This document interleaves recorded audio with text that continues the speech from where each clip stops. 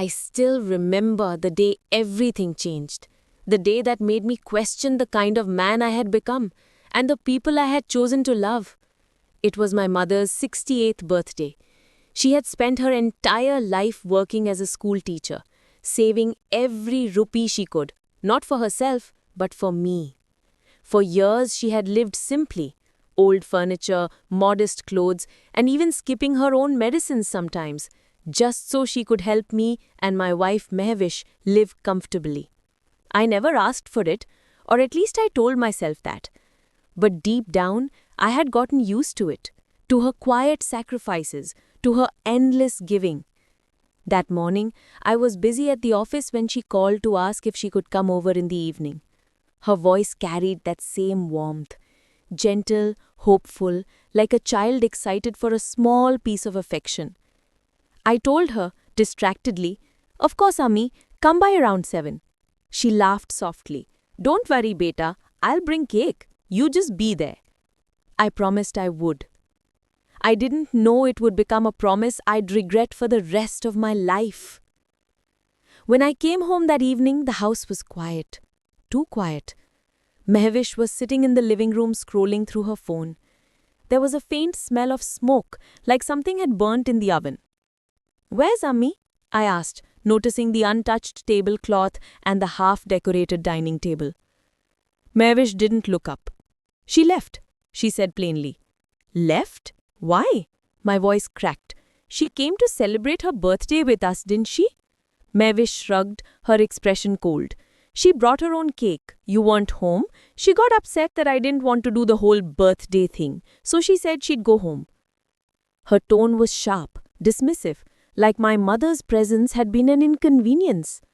Something inside me twisted. I wanted to be angry, but I stayed silent. Over the past few years, Mehvish's behavior toward my mother had shifted from polite tolerance to outright irritation. I had seen it, ignored it, and justified it to myself as normal family tension. But deep down, I knew the truth. My wife despised my mother, and I had done nothing to stop it. Later that night, I called Ammi. Her voice sounded forced but cheerful. "I got home safe, beta. Don't worry. I had a slice of the cake myself. It wasn't too bad." I could hear her trying not to cry. "Ammi, I'm sorry I wasn't there," I said quietly. "Work," I trailed off, ashamed. "It's okay," she said softly. "Mothers understand." That simple sentence, "mothers understand," carried decades of quiet pain. I hung up feeling like the worst son in the world. Mehvish walked in, brushing her hair, and said casually, "You need to stop letting her control you with guilt. She's too dramatic." I looked at her in disbelief. Control me? She just wanted to have a small dinner with her son. Mehvish rolled her eyes. "You don't get it, Sameer. Every time she comes here, she makes me feel like a guest in my own house, like she owns you." She turned and left before I could respond, leaving me staring at the door. A door that suddenly felt like a barrier between two worlds I loved but couldn't reconcile. The next morning I decided to visit Ammi. Her apartment was small, 2 rooms filled with old memories. The smell of chai and sandalwood filled the air. She smiled when she saw me, but her eyes looked tired. "You didn't have to come, beta," she said, pretending to be busy arranging flowers on the table. "I wanted to," I replied. We sat together and she cut another small piece of that same birthday cake. "Mehvish didn't like it, did she?" she asked quietly. I froze. "She didn't say anything." Ammi smiled sadly. "That's an answer too." Then she looked at me, really looked at me, and said something that pierced my heart. "Sameer, I know I've made mistakes. Maybe I've held on too tightly. But you're all I have.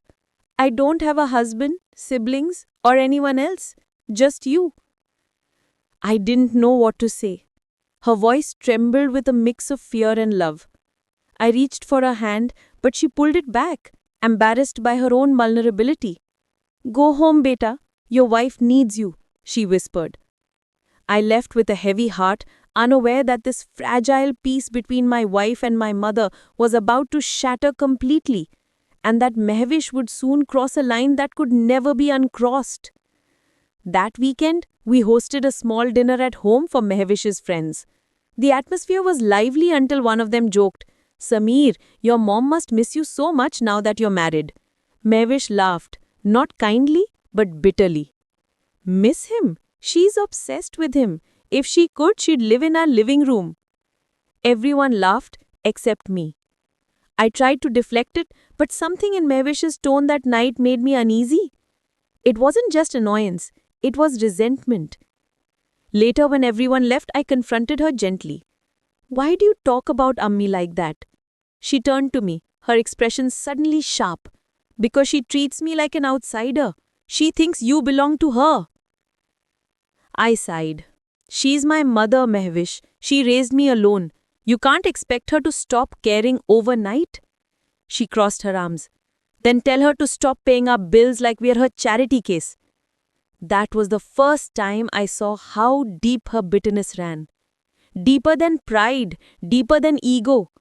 She hated the fact that my mother helped us financially, even though we needed it. That night, as I lay in bed, I replayed everything in my head. The laughter, the harsh words, the tension that had built up over the years. I thought about all the times I had chosen silence to keep peace. All the times I had ignored my mother's hurt eyes after a cold remark from Mehvish. I convinced myself that things would get better, that Mehvish just needed time to adjust, that my mother would eventually pull back.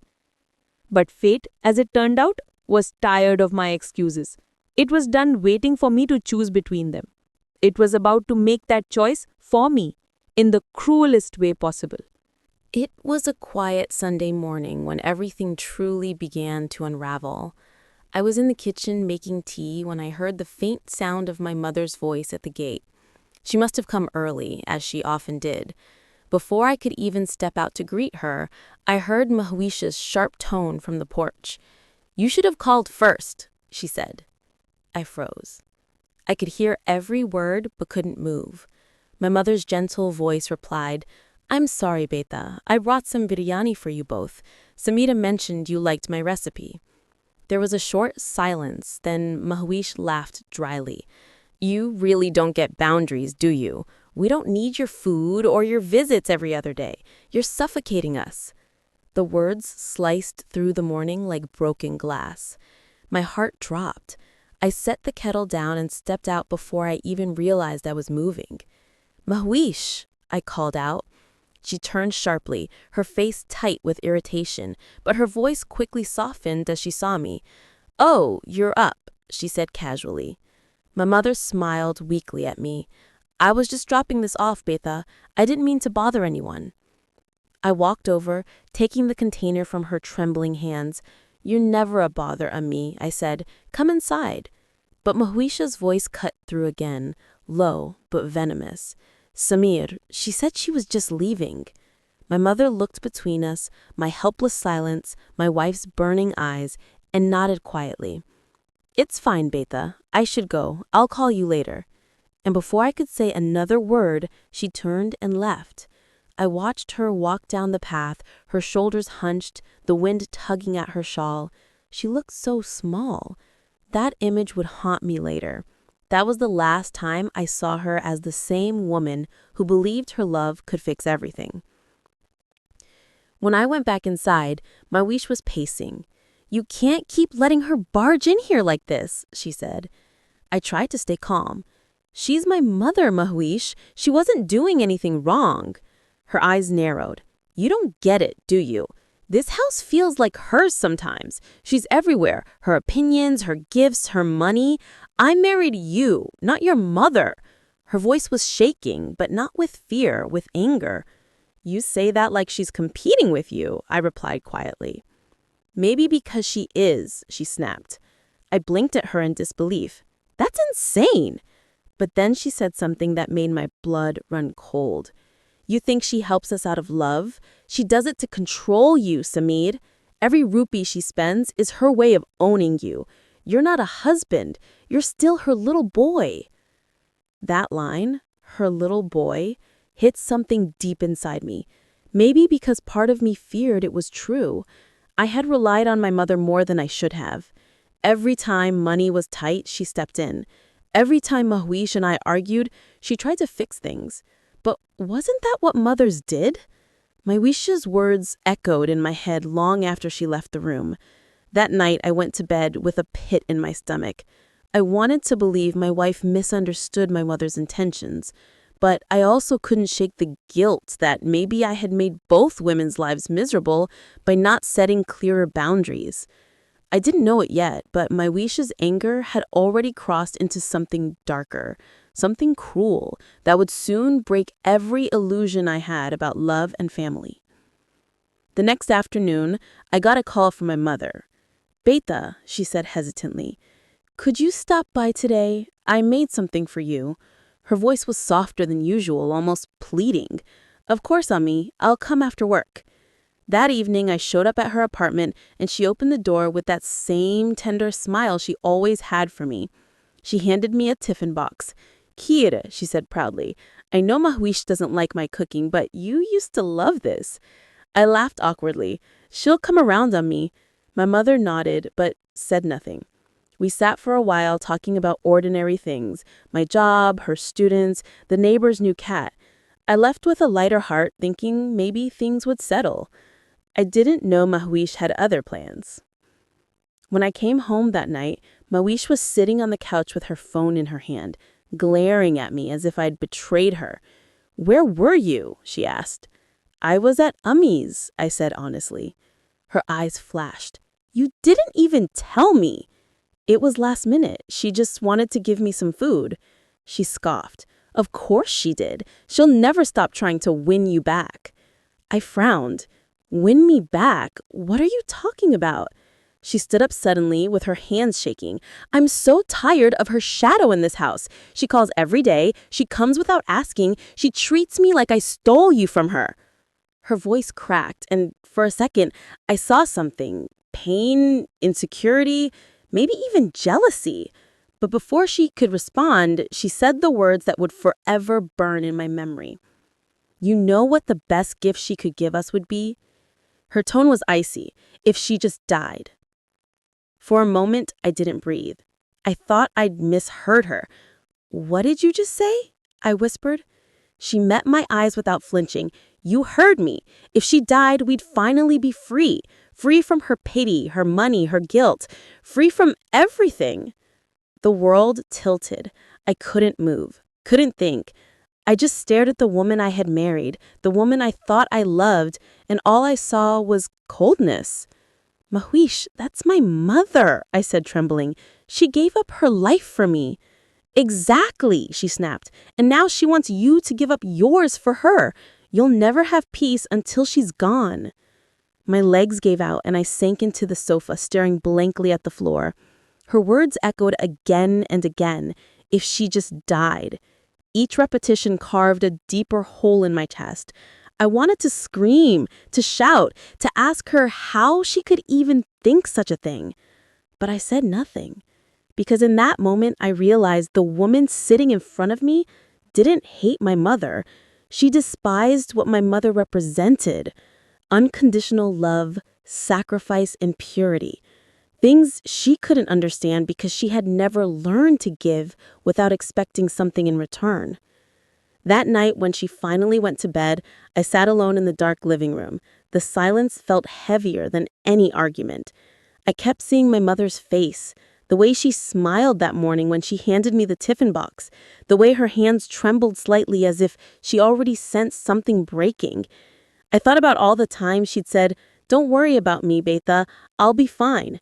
And I realized that maybe all along I'd been blind to the cruelty growing inside my own home. By dawn, I had made up my mind. Something had to change. I couldn't let my mother be disrespected again. I couldn't keep living between guilt and silence. Mahuish's words had done more than wound me. They had woken something in me that had slept for too long. The man my mother raised, the one who understood gratitude, loyalty, and love. And though I didn't know it then, That awakening would soon destroy everything I had built with my wish and rebuild me from the ashes. The days that followed felt like walking through a fog. Everything looked normal from the outside. Mavish and I still shared meals, still exchanged words that resembled conversation, but something inside me had shifted. Her presence felt heavier, her laughter forced, and her touch distant. I couldn't unhear her words from that night. If she just died. They echoed inside my skull every time she spoke about my mother. It wasn't just anger anymore. It was hatred, disguised as jealousy. I started noticing small things I had ignored before. The way she rolled her eyes when my phone buzzed and it was Ami calling. The way she deliberately left her gifts unopened. The way she avoided even mentioning her name. It was as if Mavish was trying to erase her entirely from our lives. One evening I came home early from work.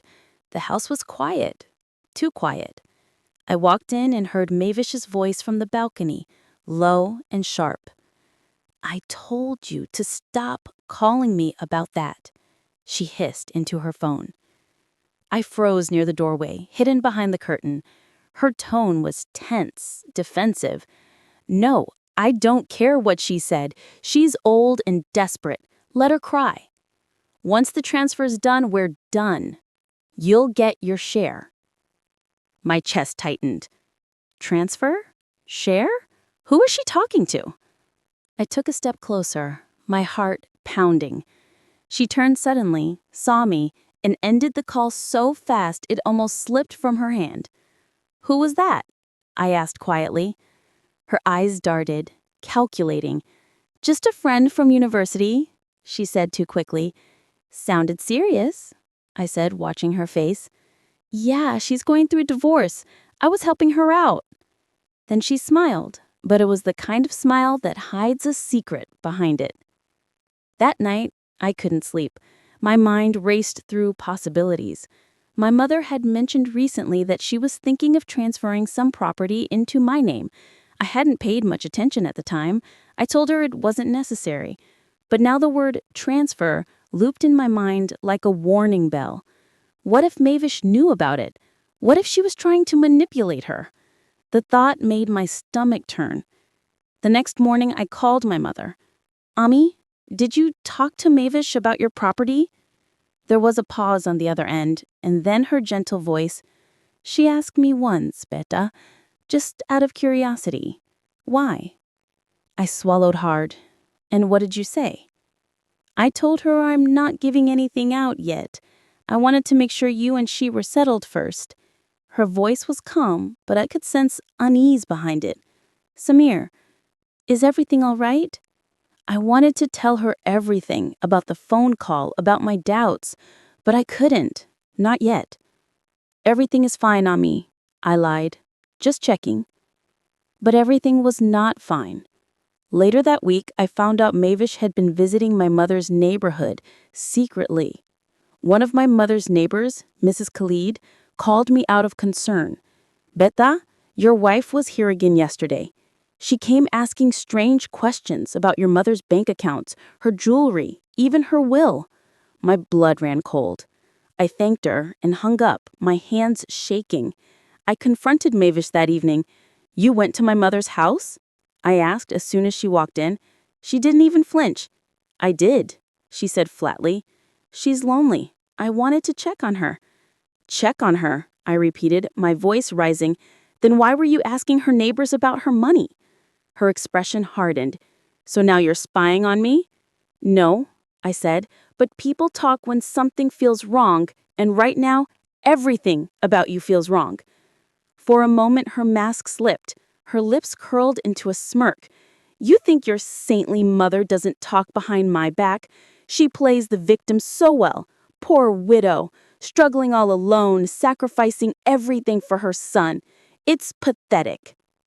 I felt something snap inside me. "Enough," I shouted. "Don't you dare talk about her like that." But Mavish didn't stop. "You're blind, Samir. She doesn't love you. She controls you. She's been doing it your whole life. You can't breathe without her permission, and now you're angry because I can see what you can't." I stared at her, trembling with rage and disbelief. What I see is a woman who can't stand goodness because it reminds her of what she'll never have, a heart. For the first time, I saw fear flicker in her eyes, not because of me, but because she realized I was no longer under her control. She turned away, muttering under her breath, "You'll regret this." That night, I called Ami again just to hear her voice. She sounded tired, weaker than usual. "Ami, are you okay?" I asked. "Yes, Beta. Just a little dizzy. The doctor said my sugar's low, don't worry." But her voice wavered. I promised to visit her in the morning. What I didn't know was that night would change everything. At 3 a.m., my phone rang. It was the hospital. My heart froze as the nurse spoke. "Are you Mrs. Farzana's son?" "Yes," I said, my throat dry. "She's been admitted. She collapsed at home." The rest of her words blurred into static. I drove like a madman, my hands gripping the wheel, tears blurring my vision. When I reached the hospital, I saw her lying there, pale, fragile, tubes in her arm, oxygen mask on her face. She looked nothing like the strong woman who raised me. The doctor said it was food poisoning, but severe, almost fatal. "She's lucky someone called the ambulance," he added. "The maid found her unconscious." My mind was spinning. Food poisoning? From what? I asked the nurse about what she had eaten. "She had biryani, I think," she said, checking the file. My heart dropped. Biryani? My mind flashed back to 2 days earlier, when Mavish had cooked for her and insisted on sending it over. "It's a peace offering," she had said, with that sugary smile. "Let's start fresh." At the time, I thought it was progress. Now it felt like poison, literally. My hands went cold. Could Mavish? No, that couldn't be.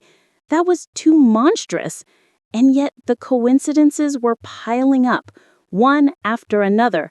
I felt my stomach churned with nausea and rage.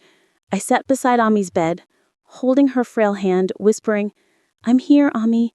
I'm so sorry." Her eyes fluttered open slightly, her lips trembling as she whispered something faint.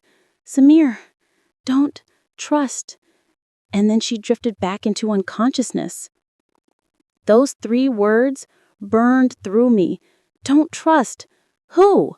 I already knew the answer.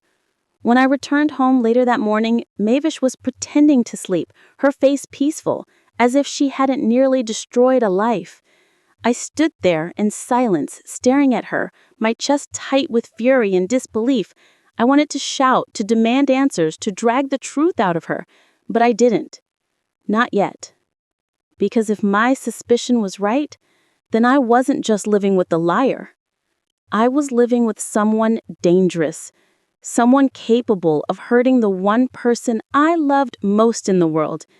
And if I was going to expose her, I needed proof. That was the night Samir stopped being the obedient son caught in between 2 women and became the man his mother raised him to be, the man who would fight back, no matter the cost. The next morning, I sat in my car outside our house, staring at the steering wheel, trying to steady my breathing. The sunlight poured through the windshield, but all I felt was a growing shadow pressing down on my chest. My mother was still in the hospital, fighting to recover, and my wife, the woman I thought I knew, had become a stranger, wrapped in silk and lies. Every fiber of me wanted to confront her, to scream at her, to drag the truth out, but I knew it would be useless. Mehwish was too clever, too composed. She'd twist everything I said, turn my own emotions against me, and I'd end up apologizing again, just like always. No, this time I needed to be smarter. I needed to play her game. When I walked inside, she was making breakfast. The smell of eggs and toast filled the kitchen, but it felt like poison to me now. "Morning," she said, flashing that practiced smile. I nodded. "Morning." I kept my voice calm, almost robotic. Ammy's better today." "That's good," she said, slicing an apple. "I told you, she just exaggerates everything. Old people love drama." My grip tightened around the cup of tea in my hand. "Maybe," I replied coldly. She glanced up, eyes narrowing slightly, sensing the distance. "You're quiet today." "Just tired," I said, forcing a smile. Inside, I was burning. After breakfast, I left for work, or at least that's what she thought. Instead, I parked near the hospital and met with the doctor. I asked him to run a full toxicology report, just to be sure. He hesitated, but when I told him about the sudden collapse and the timing of her meal, his expression turned serious.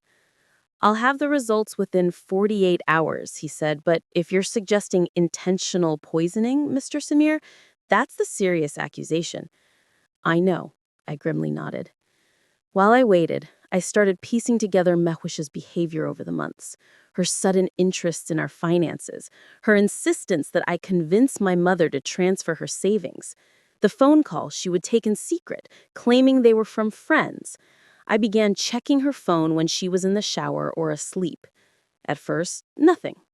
Then one night, I found a contact saved under the name Sarah. I opened the chat, and my heart sank. It wasn't Sarah. It was a man. Their messages were coded, casual at first, but then they turned darker. "She'll sign, eventually," one message read. Another, "Once it's done, we'll both be free." Free from what? From who? My blood ran cold as I read on. The last message from Mehwish said, "She's stubborn, but I'll make him see she's the problem. Once she's gone, he'll do anything I want." I stared at the screen, unable to breathe. My wife wasn't just manipulating me, she was plotting against my mother, and maybe even me. I took photos of everything, every message, every detail. The next day, I hired a private investigator. I gave him Mehwish's number, her car registration, and the name of the man in the messages, Zain. I told the investigator, find out who he is, and fast. 2 days later, the doctor called. "Mr. Samir," he said, his tone grave, "we found traces of arsenic in your mother's system. Very small doses, but enough to make her collapse over time." I froze. "Arsenic?" My voice cracked. "Are you sure?" "Yes. Someone's been poisoning her gradually, not enough to kill, but enough to weaken her severely." The room spun. I felt like the floor was tilting beneath me. My mother, poisoned. And the biryani, my mind connected the dots like lightning. Mehwish, she had done it. But why? Money? Revenge? Control? That evening, the investigator called. "We found something," he said. "Zain isn't just anyone. It's Mehwish's ex-fiancé. They were together for almost 5 years before she married you. According to records, he was heavily in debt, and recently his name appeared in a property scam case. They're still in touch, meeting at a cafe every Thursday." I clenched my jaw. Thursday. Tomorrow. I barely slept that night. My heart was a storm of rage and heartbreak, but beneath it all was something sharper: determination. If Mehwish wanted to destroy the woman who gave me life, then she would learn what it felt like to lose everything she loved. The next day I followed her. She dressed carefully, wearing her favorite blue shawl, the one I'd bought her on our first anniversary. I watched as she drove to a quiet cafe downtown. 10 minutes later, a man walked in, tall, slick hair, expensive watch. Zain. I stayed in the car, my hands trembling as I took pictures through the windshield. The way they leaned toward each other, the way she smiled at him, it wasn't friendship, it was conspiracy. After an hour, they left separately. I followed her back home, pretending nothing had happened. When she saw me that night, she greeted me with her usual charm. "You're home early," she said, kissing my cheek. I smiled faintly. Yeah, traffic was light. I sat across from her at dinner, watching her laugh, eat, talk, all while pretending she was the same woman who had nearly taken my mother's life. Each bite she took made me sick, but I had to wait. I needed the right moment. That night, I went through her phone again, and this time there was a new message from Zayn. She's still alive. You promised this would be done. My breath caught. Still alive. The words were like a knife. Mehwish replied only one line. She won't be for long. My heart stopped. I stared at those words until they blurred before my eyes. That was the moment I realized. This wasn't just manipulation or greed. It was hatred. A cold, calculated hatred that had been festering for years. I wanted to wake her up right then, show her the proof, scream, "How could you?" But instead, I walked to the balcony and let the cold air hit my face. My mother's warning echoed in my head. Don't trust. From that night on, I stopped seeing Mehwish as my wife. She was a threat, a danger I had invited into my life, into my home, into my mother's trust. I knew what I had to do, not with anger, but with precision.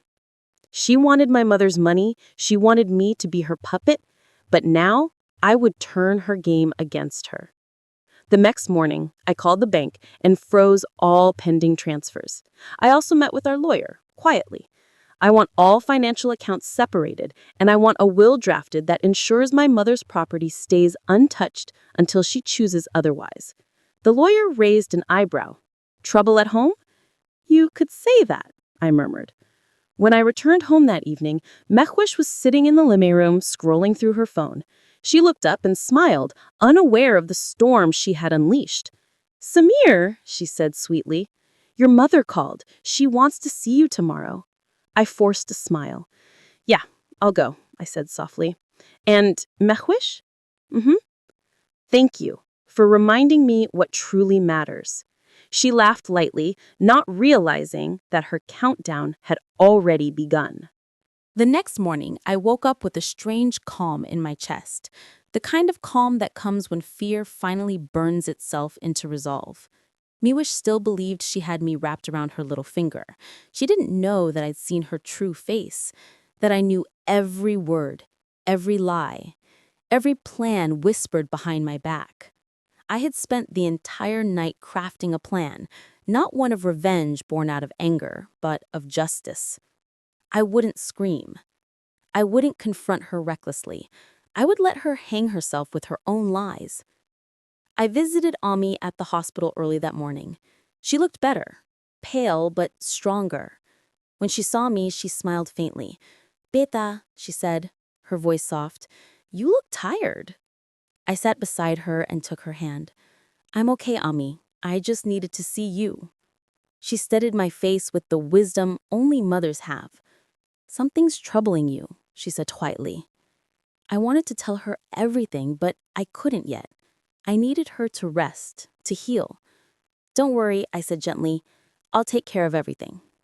Before I left, I spoke privately with her doctor. "Keep her under observation for at least a week," I said firmly. "And please, no visitors without my permission, not even family." The doctor nodded, sensing my concern. I also left a security deposit for private nurses, ensuring she'd be safe. I wasn't taking chances anymore. When I got home, Miwish was in the living room speaking loudly on the phone. "Yes, Zayn, I told you I'll handle it," she said, her tone sharp. "Stop panicking. He's soft. He always folds when I cry."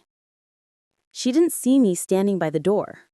When she hung up, I stepped forward. "Who was that?" I asked casually. She jumped, then turned quickly. "Oh, that was Sarah. Her husband's leaving her." I raised an eyebrow. "You seem very invested in Sarah's drama." She frowned. "Why are you being so suspicious lately, Sinir? It's like you don't trust me anymore."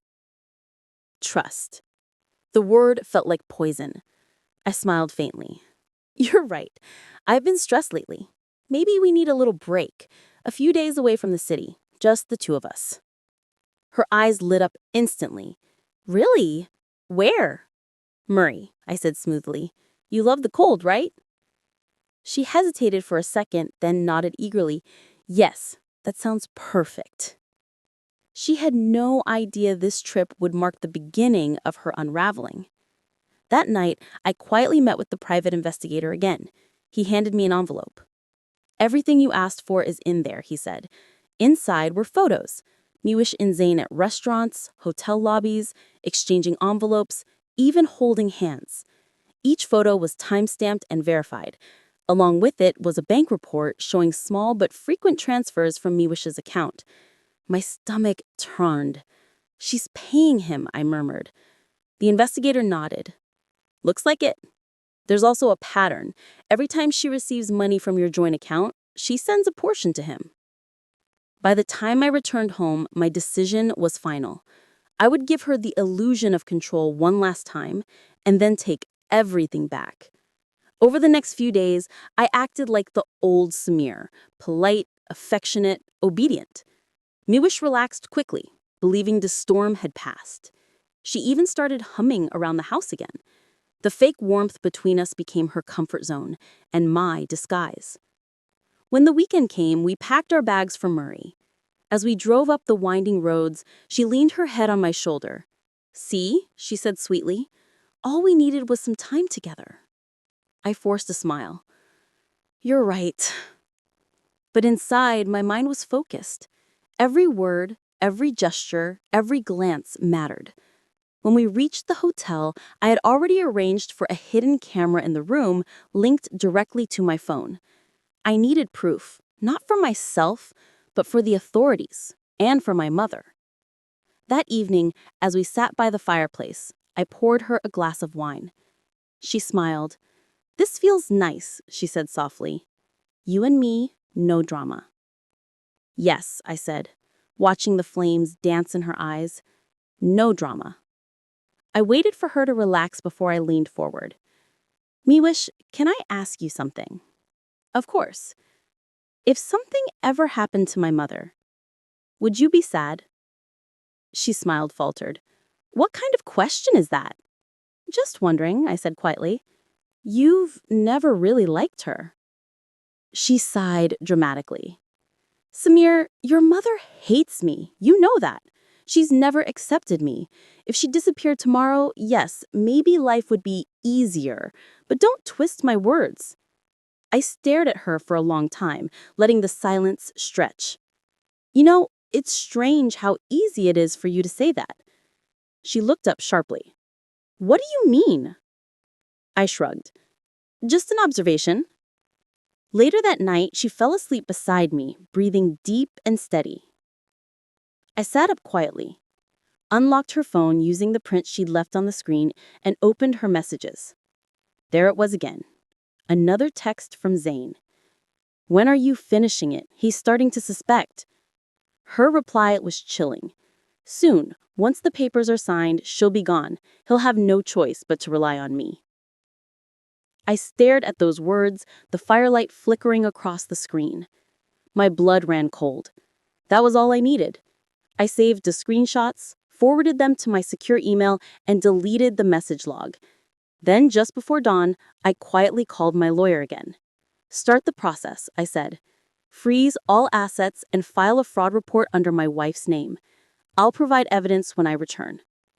When morning came, Miwish woke up in a cheerful mood. "Breakfast in bed?" she asked playfully. "Sure," I said, forcing a smile. As she went to the bathroom, I took her phone again and sent a single text to Zain. "Meet me today at 4 p.m. in the cafe. We need to talk." Then I deleted the message and put the phone back. By afternoon, I told her I needed to step out for a call. She nodded, too distracted to notice my cold tone. I drove to the cafe and waited in my car. 10 minutes later, Zain arrived looking nervously. He sat at a corner table, checking his phone repeatedly. I watched from a distance as Miwish walked in 10 minutes later, confused, scanning the room. She spotted him, frowned, and approached. "Why did you call me here?" she asked, sharply. Zain looked just as puzzled. "You texted me." They both started arguing, voices low but tense. I recorded the whole thing from the car, the confrontation that exposed their connection. Then came the twist I didn't expect. A man in plain clothes walked up to their table, flashing a badge. "Zain Ahmed, you're under arrest for financial fraud and blackmail." Zain's face drained of color. Miwish froze. "Wait, what's going on?" The officer looked at her coldly. "You might want to come with us too, ma'am." As they led them out, I stepped out of the car and watched from across the street. Miwish's eyes met mine the first time, and in that single glance, she realized everything. Every move, every lie, every plan, I had seen through it all. Her lips trembled as she whispered something I couldn't hear, but I already knew what she was saying. "How could you?" But I didn't flinch, because for the first time in years, I wasn't the naive husband or the obedient son. I was the man who had finally chosen truth and justice. The day my mother fell sick was the day I realized how fragile life truly is. I had been buried in work, caught up in the world of profits, meetings, and new contracts, but when I saw her lying on that hospital bed, her once bright face now pale and weak, it broke something inside me. She tried to smile when I walked in, whispering, "Samir, don't worry about me. Just take care of your dreams." But how could I not worry? This was the woman who built me from dust, who sacrificed every comfort to make me who I am. The nurse told me she had collapsed at home, and no one was around to help her for hours. My hands shook as I asked, "Where was Aisha?" The nurse hesitated, then softly said that my wife had come only once to drop off a file I had forgotten. I didn't want to believe it, but deep down, something told me that my mother had been left alone deliberately. When I confronted Aisha, her face showed no remorse. "Samir," she said coldly, "your mother refuses to accept that we're your real family now. She makes me feel unwanted in my own home." I stared at her, speechless. "So you punished her by leaving her sick and helpless?" I asked. Aisha didn't flinch. "She's not a child, Samir. She knew what she was doing. Maybe she finally realized she isn't as strong as she used to be." That sentence, it was like a knife to my chest. I couldn't recognize the woman standing in front of me. This wasn't the same Aisha who once spoke softly, who used to hold my hand and promise to be the glue that kept our family together. Somewhere along the way, greed and ego had changed her into someone I don't know anymore. For the first time, I began to notice how calculated her every move had been. The shopping trips that drained my card, the late-night calls where she whispered about new investments, the flattery she poured on my business partners while subtly isolating me from old friends. Even her parents seemed unusually close to my company's finances, constantly asking about future expansion and family involvement. I started connecting the dots. Maybe this marriage was never about love. Maybe it was about power, control, and money. And my mother, in her quiet wisdom, had seen it from the very start. That night, I sat beside my mother's bed, holding her fragile hand. She looked up weakly and said, "Samir Beta, I didn't want to tell you this, but Aisha said something before I fainted. She said, 'The best gift would be if you just died.'" The words echoed in my head like thunder. I froze, unable to breathe. My mother's voice trembled. I didn't want to believe it, but she looked me straight in the eye when she said it. My world collapsed. How could the woman I married, whom I trusted with my heart, say something so cruel to the one person who loved me more than life itself? I wanted to rage, to scream, but my mother's fragile hands squeezed mine gently. "Don't let anger destroy you, my son. Just see people for who they truly are." I spent the next few days pretending everything was normal, but inside, I was falling apart. Aisha kept talking about finalizing the funding for her brother's new startup, a project she had convinced me to invest millions in. My heart told me it was all a trap, and I needed proof. So I quietly instructed my assistant, Imran, to review every financial transfer linked to Aisha's family. What he found confirmed my worst fears. They had created shell companies, all tied to one master account under the Aisha's brother's name. They were draining money slowly, hoping I wouldn't notice until it was too late. That night, I sat alone in my office, the glow of the computer screen reflecting off my tears. Every image of our wedding, every memory of our laughter, now felt like a cruel joke. I realized that my marriage was built on manipulation. My mother's kindness had been mocked, her generosity exploited. I thought about the words Aisha said to her, that vicious wish for her death, and something inside me hardened. My mother didn't deserve this pain. I knew what I had to do. I opened my laptop, went through the funding documents, and with one click, I canceled every single transfer linked to Aisha's family. The sound of that click felt like thunder in the silence of my office. Aisha barged into the room minutes later, her voice trembling with fury. "Samir, what have you done? You can't just cancel the funding. It was already promised." Her tone wasn't of a wife in distress, but of a business partner losing an investment. I looked at her, finally seeing her for who she was. "I can, and I did," I said calmly, "because the person you insulted, the woman you wished dead, is the reason you ever had a roof over your head." Aisha's face twisted in rage. "You're making a mistake, Samir. You'll regret this." But I didn't respond. I simply stood up, walked past her, and went back to the hospital, to my mother, who had never asked me for anything except love. That night, as I sat beside my mother again, watching her breathe peacefully, I realized that sometimes the hardest thing in life isn't letting go of someone you love. It's accepting that they never loved you back. My decision to cancel the funding wasn't revenge. It was justice. It was me finally choosing truth over illusion. The son in me had awakened, the one my mother had raised with principles, not greed. And though the road ahead was uncertain, for the first time in years, I felt free.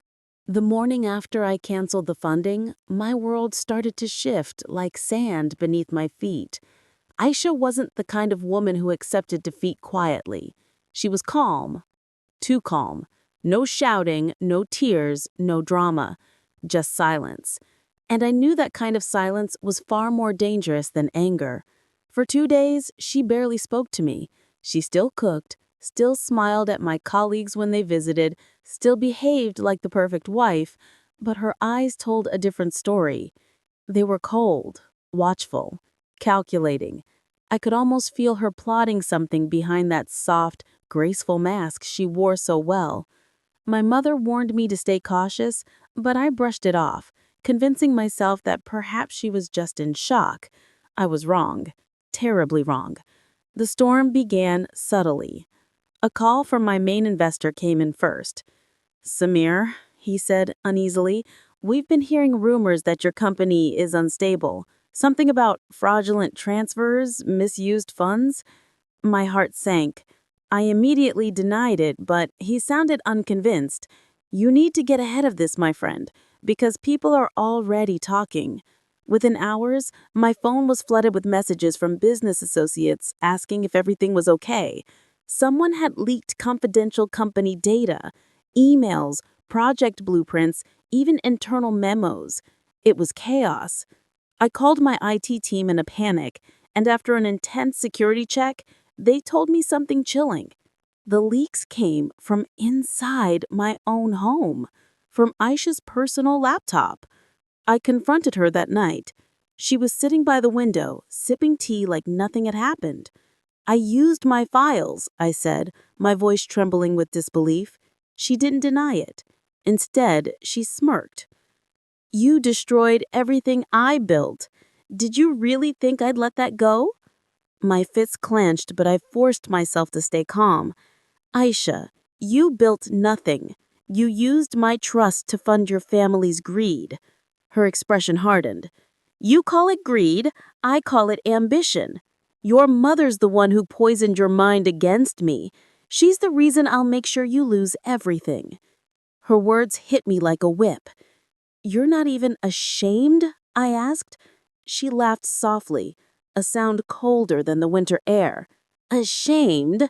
No. I'm just done pretending to be the kind of woman you wanted me to be." The following days were a nightmare. Contracts began to fall through, clients backed out.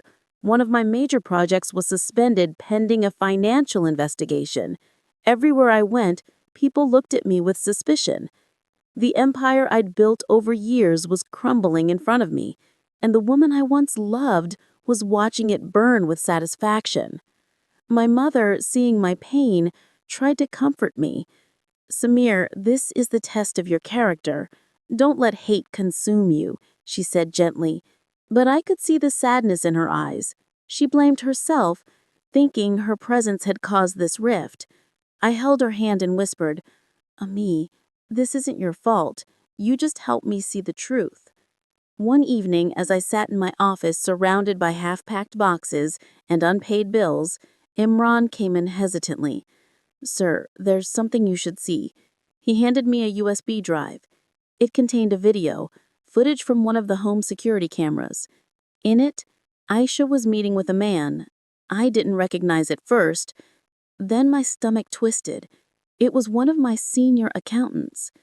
They were discussing how to transfer funds from my company accounts to an offshore wallet. Aisha was orchestrating everything. She's desperate, she told him in the video.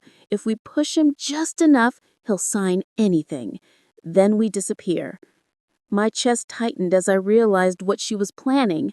She wasn't just trying to ruin me, she wanted to destroy me completely. That night, I couldn't sleep. My mind was racing, torn between love, rage, and betrayal. How could I have been so blind?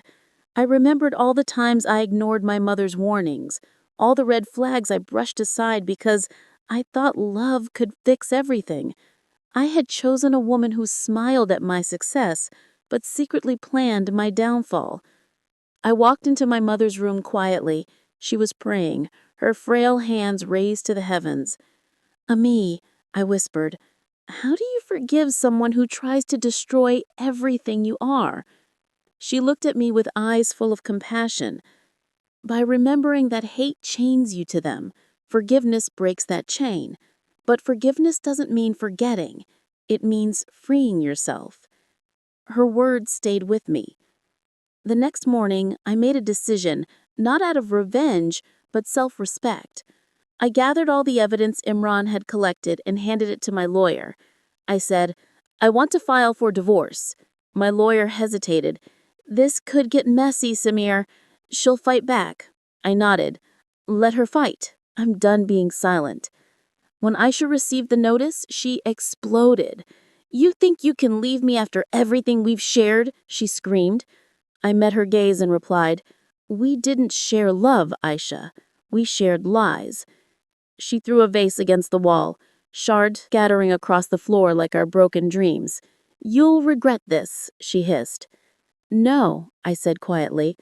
I already did. Now I'm just healing. As she stormed out of the house that day, a strange calm washed over me. My company was in ruins, my name tarnished, but for the first time I felt peace. My mother's health began to improve slowly, and the house, once heavy with tension, felt lighter. I started from scratch, rebuilding my business step by step, this time with honesty and a smaller, loyal team. The betrayal had cost me everything, but it also gave me something priceless: clarity. I finally understood what my mother had meant all along, that real strength isn't in holding on to what destroys you, but in letting go and choosing dignity over despair. Still, deep down, I knew Aisha wasn't done. Her pride wouldn't let her walk away quietly. And though I had closed that chapter of my life, I couldn't shake the feeling that she was planning her next move, one final strike that would test not just my willpower, but everything I stood for. The days after Aisha left the house weren't peaceful. They were a war of shadows. Even though she was gone physically, her presence lingered like a poison in the air. I began noticing subtle signs of sabotage: files on my computer disappearing, emails mysteriously deleted, and confidential business plans leaked to my competitors. Whoever she had left behind, whether her friends, accomplices, or Zane, was methodical, precise, and patient. Every step I took to rebuild my life seemed to be anticipated, countered, and undermined. I couldn't ignore it anymore. Aisha wasn't just vindictive, she was relentless, and she wanted to make me pay for defying her. One afternoon, my phone rang. The display showed unknown. I hesitated but answered. A familiar voice hissed through the line. You think you're safe, Samir? You have no idea what I'm capable of. Stay away from everything I own. Your mother, your company, your friends, or you will regret it. My hand went numb around the receiver. It was unmistakable. Her voice. Even miles away, she had managed to intimidate me, a reminder of her control and manipulation. My chest tightened. I realized that while I had removed her from my house, I hadn't removed her from my life. She was everywhere, in every network, in every corner she could reach. She had planned for this. Determined not to be bullied, I intensified my efforts. I installed new security systems at my mother's house, encrypted all company data, and hired a team of IT experts to monitor for intrusions. I knew she was watching, listening, and waiting for me to make a mistake. But the hardest part wasn't the threats or sabotage.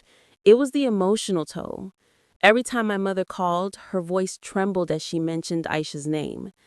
Beta, I feel like she's always around, even when she isn't, she said softly one evening.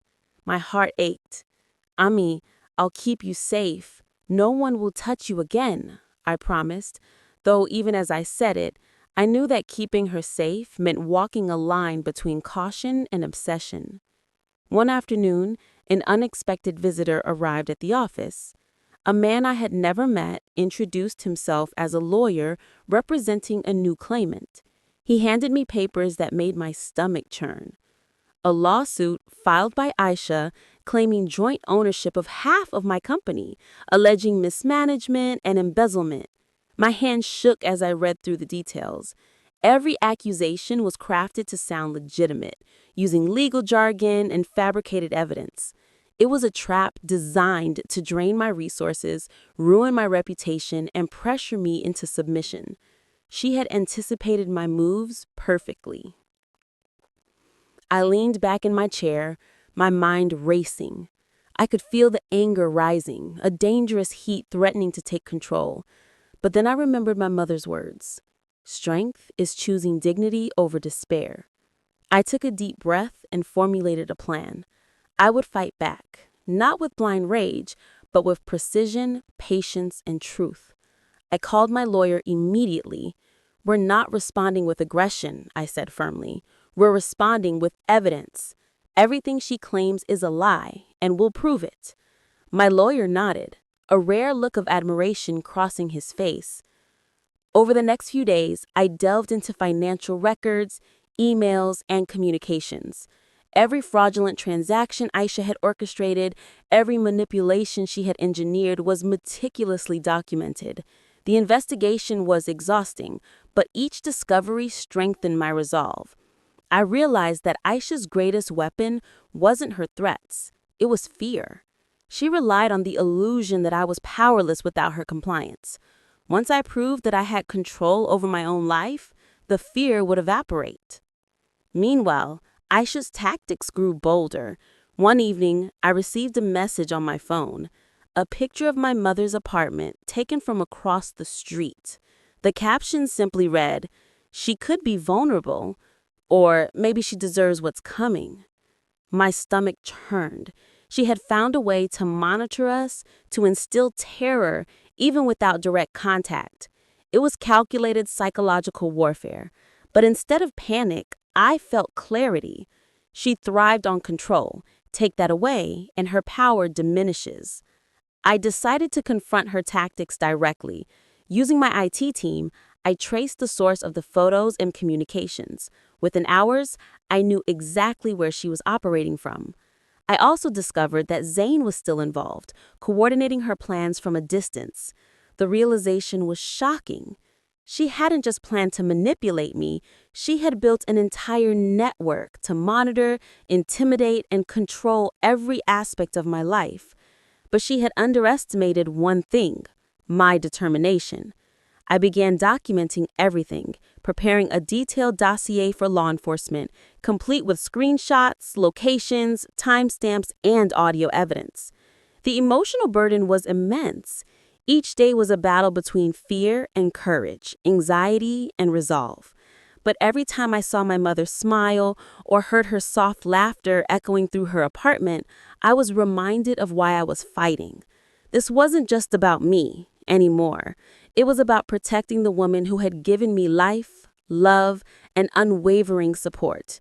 I refused to let her be terrorized by someone who had masqueraded as family for personal gain.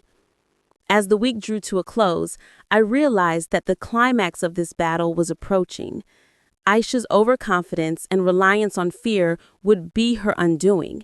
She had built her schemes carefully, but she had not anticipated that I would take every piece of evidence, every subtle clue, and use it against her.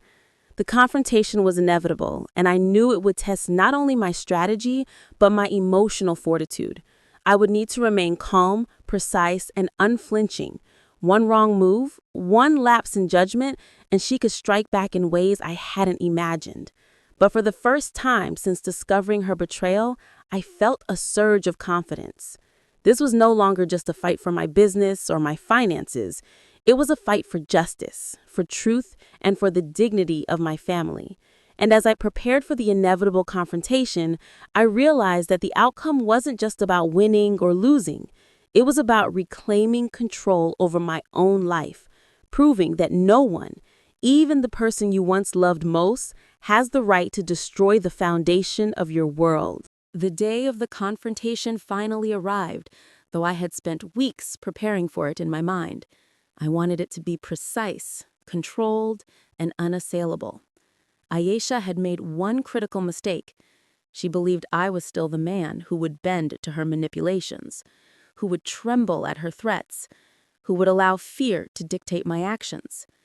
She had underestimated the transformation that betrayal had forced upon me, the same betrayal that had awakened a son's protective instincts and a man's resolve to reclaim his life. I arranged a meeting in a neutral location, a private lawyer's office, under the pretense of negotiating financial settlements. In truth, it was a trap, a stage set for exposure. She arrived first, dressed elegantly, as always, radiating confidence. Her eyes flicked around the room, sizing it up, assessing her control. I watched silently, letting her believe she had the upper hand. When I entered moments later, I kept my expression neutral, calm, controlled. "Aisha," I said quietly, "thank you for coming. We need to settle our differences today." She smiled, a smile that hid malice but carried the veneer of civility. "Of course, Samir. Let's be reasonable." But I could feel the tension crackling in the air like static electricity. I handed the lawyer a stack of documents. "These," I said, "are all the transfers, communications, and transactions that prove your involvement in fraudulent activities both inside the company and against my mother's assets." I watched her carefully, noticing the slight twitch of her hand. Her smile faltered, just barely, but it was enough. I continued. "Every email, every message, every instruction you gave to Zane and your accomplices has been documented, verified, and time-stamped, and it's all been reported to the authorities." Her face paled, though she quickly masked it with indignation. "Samir, this is ridiculous. You're trying to ruin me. I did nothing wrong." I remained calm, letting the words hang between us. "Nothing wrong?" I asked softly, leaning forward. "The text messages in which you threatened my mother's life, the meetings with Zane planning embezzlement, the transfers you made to offshore accounts, all fabricated to appear legitimate, are all here. And now they're in the hands of law enforcement." I watched her carefully. For the first time, the carefully constructed walls of her composure began to crumble. Her lips quivered. She opened her mouth, but no words came out. She was trapped, a spider caught in her own web. The lawyer cleared his throat and spoke gently. "Miss Aisha, if you would like to resolve this matter without legal escalation, it's in your best interest to cooperate fully. Otherwise, the evidence will be presented in court and the consequences could be severe." I could see her calculating, balancing her options, realizing that every avenue of escape was closing. She was no longer the predator, she was the prey. I had turned her game back on her, piece by piece, with precision and patience. For a long moment she said nothing. Her eyes darted between the lawyer and me, then finally landed on the pile of documents. "This can't be real," she whispered, almost to herself. I shook my head slowly. It is real, Aisha. And it's the reality you created for yourself. Every lie, every betrayal, every cruel word has led to this moment. You underestimated the consequences of your actions. She pressed her hands to her face, her shoulders trembling. I didn't mean, she started, but her voice cracked, the mask of arrogance slipping completely. I felt a surge of sorrow, not for her, but for the life we could have had before lies, manipulation, and betrayal poisoned everything. But the sorrow was tempered by relief. I had done what I had set out to do: protect my mother, reclaim my assets, and expose the truth. You did mean it, Aisha, I said softly. Every single step, every single word was planned. But now, the truth is in the open, and there's no hiding from it. At that moment, law enforcement arrived, summoned earlier to ensure Aisha's cooperation. Officers presented themselves, confirming the legal ramifications of her actions. She turned to me, panic rising in her eyes. Samir, please, we can work this out. I'll return the money. I'll cooperate. But it was too late. The legal framework, the documentation, the evidence. It was all too strong. The web of deceit she had spun for years collapsed around her in a single, inevitable moment. As they escorted her out, I looked at her one last time. Gone was the charming, confident woman I had once loved. In her place stood someone broken, desperate, stripped of her illusions of control. I felt no joy in her downfall, only a profound sense of closure. The storm that had loomed over my life for months was finally dissipating, leaving behind clarity and peace. When the doors closed behind her, I turned to my mother, who had been observing quietly. She took my hand, squeezing it gently. You did what was right, Betha, she said softly, tears glistening in her eyes. Not for revenge, but for justice and for protecting those who cannot protect themselves. I nodded, feeling the weight of months of fear and betrayal lift. Ami, we're safe now, and this time I'll make sure nothing like this threatens us again. That evening, I returned to my office, reflecting on the path that had led to this point. Every betrayal, every manipulation, every painful word had tested me, but it had also forged me into someone stronger, wiser, and more vigilant. I realized that the greatest lessons come from the moments we wish we could forget. They teach us resilience, discernment, and the value of unwavering principles. Aisha had tried to destroy everything I held dear, but in the end, it was her own choices that ensured her downfall. And as I looked out at the city skyline, lights twinkling in the distance, I finally understood the profound truth of my journey. True power lies not in control or manipulation, but in integrity, courage, and the unwavering commitment to protect those we love. I had emerged from the shadows of betrayal, not unscathed, but victorious, and for the first time in months, I felt the promise of a future built on trust, respect, and unshakable moral ground. The days after Aisha's arrest felt surreal, almost like stepping into a world I had only glimpsed in dreams. My mother's health was steadily improving, and the constant shadow of fear that had hung over our lives finally began to lift.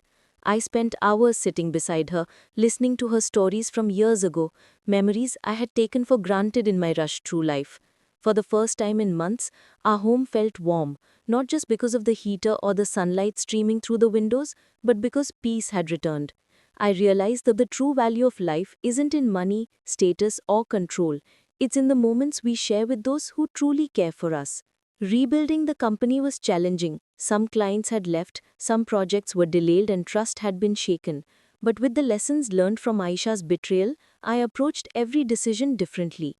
I involved only those I trusted implicitly, implemented strict checks to prevent fraud, and focused on integrity above profit.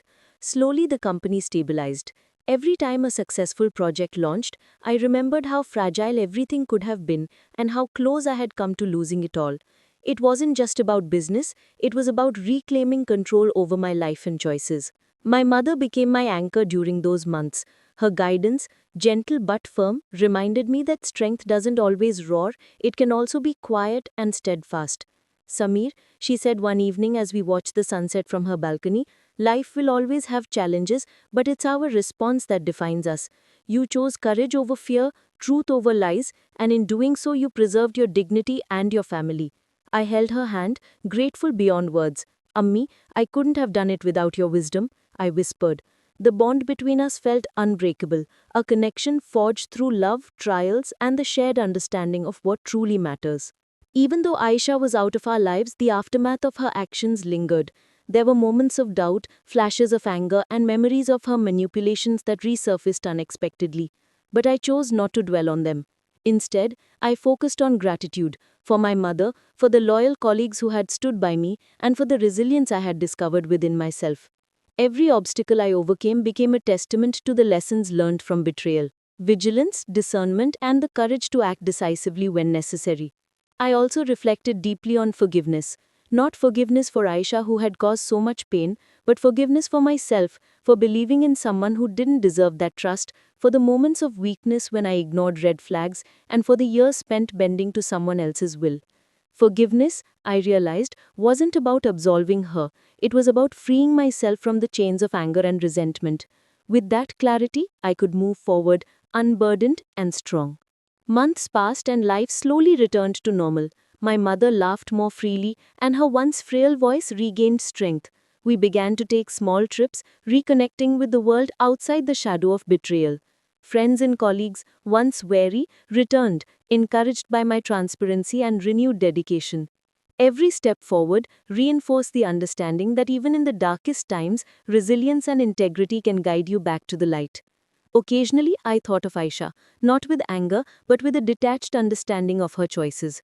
She had pursued her ambition at the expense of everyone around her, believing manipulation and fear could control reality. But the law and life itself had a way of restoring balance. She faced consequences not because I sought revenge, but because her own actions were unsustainable. That lesson stayed with me. People may try to harm you, but the truth has a power that no deceit can withstand indefinitely. Looking back, I realized the pivotal moments that changed everything: the sick mother, the betrayal of trust, the chilling words that had ignited the fight for justice. Each of these moments had forced me to confront uncomfortable truths about love, loyalty, and discernment. I had been forced to redefine my understanding of family, marriage, and personal boundaries. It wasn't easy, and the scars would remain, but they served as reminders of the strength and wisdom I had gained. One evening, as I sat with my mother sipping tea, she looked at me with eyes full of gratitude and pride. Samir, you've grown so much through this ordeal. You've shown strength, compassion, and wisdom beyond your years. You've protected not just me, but the values we hold dear. I smiled, feeling a weight lift from my shoulders. Ammi, it wasn't just me. You guided me every step of the way. Your lessons and love gave me the courage to act and the clarity to see truth from lies. For a long while we sat in silence, savoring the quiet and the security that had returned to our lives. As the night deepened, I thought about the future. There would be challenges, of course, but I now had the confidence to face them. I had learned that life could be unpredictable, that those we trust may betray us, but that resilience, vigilance, and moral integrity could guide us through even the darkest storms. And most importantly, I had learned to cherish the relationships that mattered most, not the ones built on convenience, deceit, or selfish ambition, but those forged through love, sacrifice, and genuine care. In the end, life returned to a steady rhythm. My mother's laughter filled the house again, the company stabilized, and I embraced each day with renewed purpose and perspective. The trials had tested me, but they had also refined me, showing me the difference between false attachment and real loyalty, between fear and courage, between control and integrity. And as I finally sat back one evening, watching the soft glow of the city lights, I felt a profound sense of closure. The storm had passed, the lessons were learned, and the future, though uncertain, was mine to shape, strong, free, and unbroken.